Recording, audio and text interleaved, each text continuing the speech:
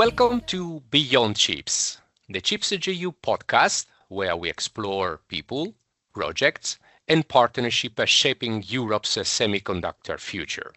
I'm Luciano Gaudio, Head of Communication at Chips Joint Undertaking. And I'm Vasily Peglidou from the Communications team. Together, we'll be your hosts as we speak with researchers, innovators, and industry leaders behind the technologies powering Europe's digital and green transition. In every episode, we'll go behind the scene of Chips GU founded projects. We'll hear stories of collaboration, innovation, and real-world impact, from lab to the fab and practical application. Whether you're part of the Chips GU community or just curious about how semiconductors are quietly transforming everything around us, from farming to mobility, you're in the right place. Our conversations are guided by a shared principle: clear, respectful, and inclusive communication, just like how we work every day here at the Chips Joint Undertaking. So let's get started and meet the people behind Europe's chip-powered future.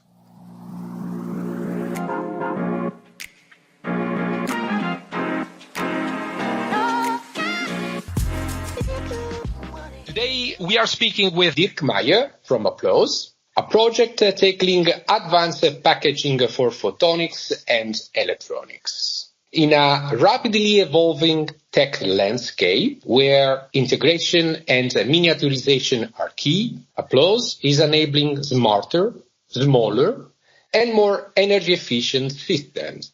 We'll talk about their breakthroughs, the challenges of scaling innovation, and how Chips GU support helped pave the way. Dirk, your project combines photonics sensing with artificial intelligence. How does this integration work? In fact, in our work, we are use case leader in the Applause project. We did not use any artificial intelligence yet. We mainly worked with traditional CMOS, complementary metal oxide semiconductors, combining this with MEMS systems from partners, so micro electromechanical systems. And it was more a focus on material science and setting up towards a pilot production that combines these two technologies. So unfortunately, no AI used yet. But of course, when this becomes a product, a sensor product, at some point, one can apply methods of machine learning to do object recognition and all the beauties of AI. But this would come later when it is really in a product. So the circular economy is a big theme. So how does Applause support more sustainable product life cycles? That's a tricky question. Indeed, I would say this could be at best indirectly. And I would answer this in the following way that, we all work towards having electronic components and thereby change our life so that we may have maybe less travel, less traffic, less use of energy needing resources in our society. So let's say work from home using sensors like image sensors, audio systems, mobile devices. So this was all part of the Applause project. And in our case, we worked on a thermal infrared sensor. So this at some point could have implications for autonomous driving or cameras in general. And that means it contributes to a transformation in a society based on electronic components. So that would help circular economy indirectly, but it would help to have a more nature-friendly coexistence between human society and life on our planet. Indirect effects are equally important. Indeed. Dirk, what technology readiness level did your proposal have when you submitted it? And how did the Chips GU support help your team move from concept to something bigger?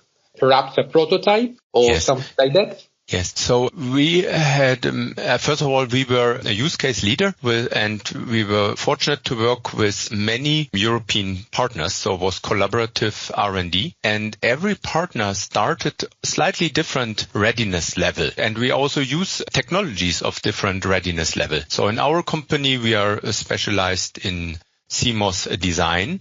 And that, of course, uses a semiconductor industry that is on a very mature readiness level. So when we design in CMOS, we use tools that give us a good certainty that what we produce actually works. However, we made a new design as part of this project. So we would say maybe we were on a readiness level 2. So quite low, actually very low. Just we knew that how things would work on a concept level. And I would say we reached in our company maybe readiness level 3 to 4.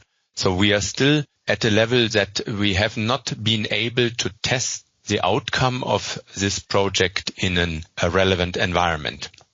However, our partners who contribute with microbolometers, they have already products of their technology in other less performant devices on the market. So there they have actually reached already a qualification. But we haven't yet put these things together. Also, what was really new was a packaging approach. So this is a vacuum packaging of microbolometers. And that was, I would say, on a readiness level 3 at Fraunhofer IZM. And they were able to demonstrate that they are now able to make microbolometer packaging that could enter a level of qualification and reliability tests. So they are now on the step towards maybe a readiness level 5. But it needs customers now to really justify a more expensive qualification. So somewhere between 2 and 4 we started, and now we are maybe on average between 4 and 5. And speaking of some of your partners or even yourself with the level that you have reached with your project, what industries do you see benefiting most from these technologies that you develop together? That is easy to answer because products of similar type exist already in the market. There is a market. So we work on thermal infrared imaging using microbolometers. And there are well-known companies that also had a great growth in the times of Corona for skin surface temperature measurements, but now also with autonomous driving taking off. So companies are in the market for autonomous driving and mobile automation in general, mainly for the purpose of increasing human safety. So let's say, for example, a machine could be stopped if a human steps into its trajectory, or a lane change of a car. But then there is many other applications that are well known. So security and surveillance cameras to detect mainly humans that maybe cross borders or perimeters of own companies or so. But there are many applications also in construction. So for environmental purpose, are there heat leaks? Is the construction really as expected in terms of energy efficiency? And then producing industries, glass industry or metal producing industries. So all processes where something hot is somewhere in the process line. So that's where thermal imaging is of importance. Really quite a wide array of industries there can benefit from your technologies. Yes. So this is like with the visible light cameras. So I mean, when the cameras and mobile phones were developed, or let's say at the very beginning, no one knew where all these image sensors would end up. But now we have many image sensors everywhere. And when we work with the thermal infrared imaging, that is just another wavelength. It's actually invisible for the human eye. So that could either justify that there is an even wider need for us humans to extend our ability to sense images in wavelengths that we cannot see ourselves. But on the other side, the sunlight is there, and we are doing very well with RGB, so red, green and blue image sensors.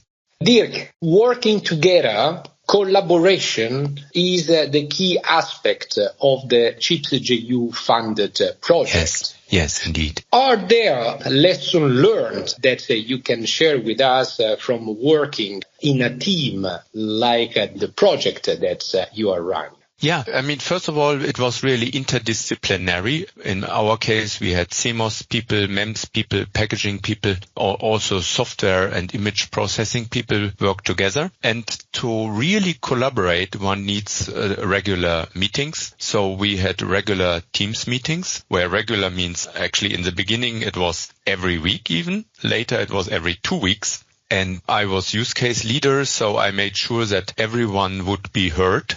Everyone had to contribute with a few slides and present their progress. And so I see this in comparison to other projects where we are involved, where we have much less interaction. So when there is only, let's say, a meeting every 2 or 3 months, then it's not a collaboration. So collaboration only works with weekly or bi-weekly meetings, and then also with action items following up. So me as managing the project, I had to always think what are the others meant to do and check and see also, did they really work on what they promised to work on, and discuss with them if something didn't go as planned. So really in-depth technical meetings are the key.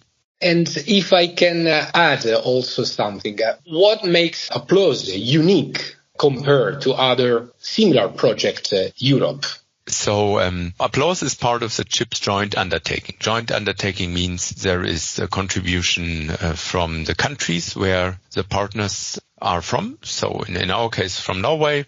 Norway is fortunately part of it. There is then the Horizon 2020 contribution, and then there is also the contribution from our own organization. So the uniqueness is really we have a vested interest, we have skin in the game, we have a real interest to create an impact with what we do. We are not doing it just for the grant money. But there are other programs, of course, that work in a similar way. But it's really very important that it's a contribution from our own that gives us the incentive to maximize impact. But it's also a challenge on the other side, because it sets a natural limit to what we can commit to financially. And that is really a limit for us. And so we see that the magnitude of the funds is a borderline in what one wishes to achieve. So if we want to achieve a pilot production line, and it's really quite expensive to set up production line that then also can serve other customers.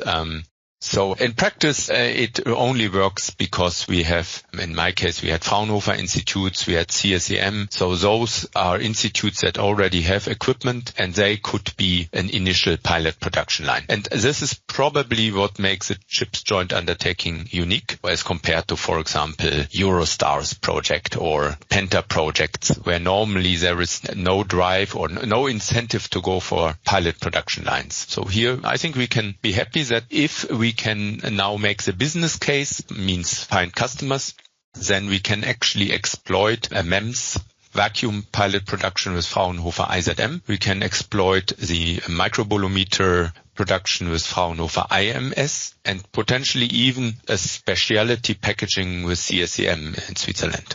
That is for my use case. There were other use cases in Applause which set up their own pilot production line. So like there was Austria Microsystems with their ambient light sensor. There was NVIDIA with self-aligning fiber connections, and there was a cardiac use case. And every use case is a world in itself with their own potential for pilot production.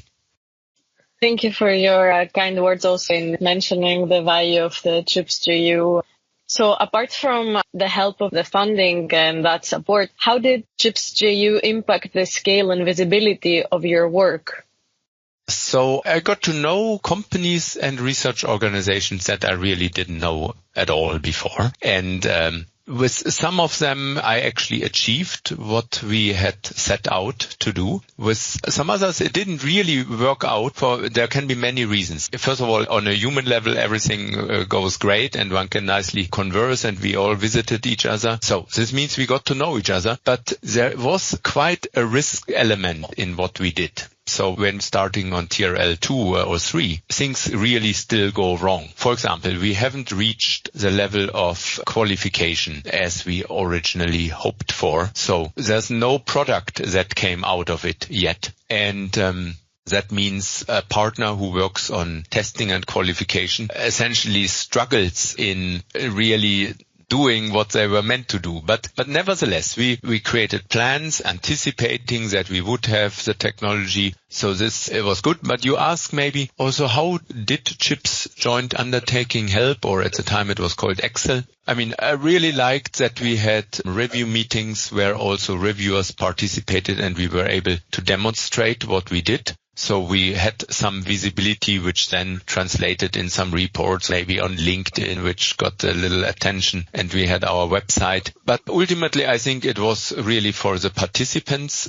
to learn more about the interdisciplinary work. And now maybe what's really missing and what could bring us to the next step is work on the market side. So this is market development, market knowledge, market research, but then also get to know customers and overcome this problem that, customers don't wish to spend a lot more money on NRE and risky work. However, we as a company also are not flowing in the money to just create the product. So there is now a gap, the famous valley of death, which needs to be bridged. This is maybe where CHIPS Joint Undertaking as an organization could also help to bring us together with investors, maybe allows us to maybe pitch our product ideas based on the technologies. So we need maybe the investing side, but we also need more demonstration opportunities to get in touch with customers. For example, I will be at the sensor test exhibition in Nuremberg. And of course, there are many companies there. There are a few academic presentations, but one could also think of why not present the technologies that are developed in Europe at the relevant industry exhibitions in Europe. So bring this together. So everyone is short in time. Customers might go to exhibitions because they want to buy, and exhibitors go to exhibition because they want to sell. But now maybe one could also bring researchers to those events, and then it needs an organization that facilitates that and lobbies for it. Maybe this could be something that CHIPS Joint Undertaking could also help with. Yes, indeed, Dirk. We have already started, but with your suggestion, we understand that we have undertaken the right direction, all in being present in this kind of industrial gathering. And Dirk, how can our listeners follow your progress on the project? It's a tricky question because I know that our academic partners and also the research organizations who were partners, they are publishing their results. And I always encourage that they publish. However, when articles appear a year later, there are still articles appearing from Applause Project now. Who reads them?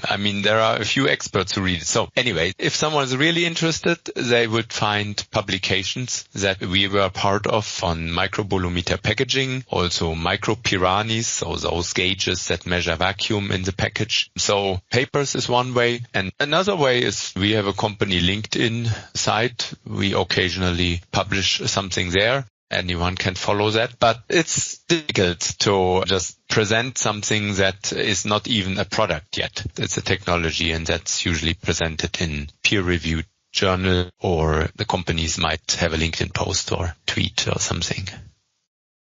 Rely on our support when and if needed, of course. I attended the events organized by CHIPS Joint Undertaking. So the ECS event, I pitched the follow-up project. One major outcome was where could be something really new in the market. In our case, it could mid-wave infrared microbolometers. So I pitched for those, but then it again only would lead to yet another CHIPS Joint Undertaking project. But what I really need to pitch for is paying customers. And there we need more support. Not only us and anyone who is working on these low TRLs. As Luciano said, we're always here if there's something we can support you with. But just before we close, I had one more question, and that is, what advice would you give to similar projects applying for future funding?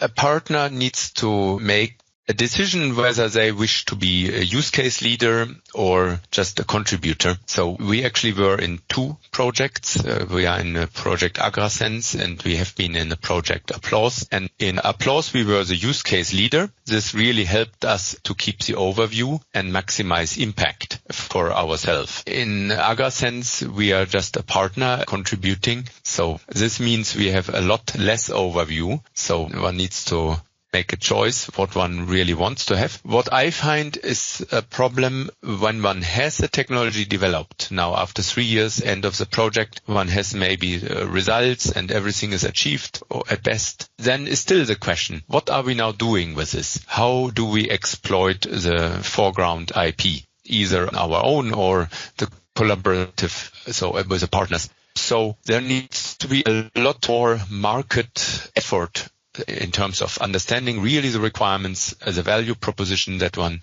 goes after, and then work with potential customers or discover customers, create customers during these 3 years. At least this is what I feel was also lacking for us at Ideas, because now we have essentially design of microbolometer readout, we have the microbolometers, we have the packaging, we have even a camera proof of concept, but we still don't have the customers. And I'm out of money, and I need to work on paid projects. And so the advice is the marketing must start from time zero. Dirk, thank you for your time and for coming here with us today. Thank you for speaking up. Thank you very much. Also from my side, Dirk, it was a pleasure to have you with us today, and we really hope to have you again. Thank you very much.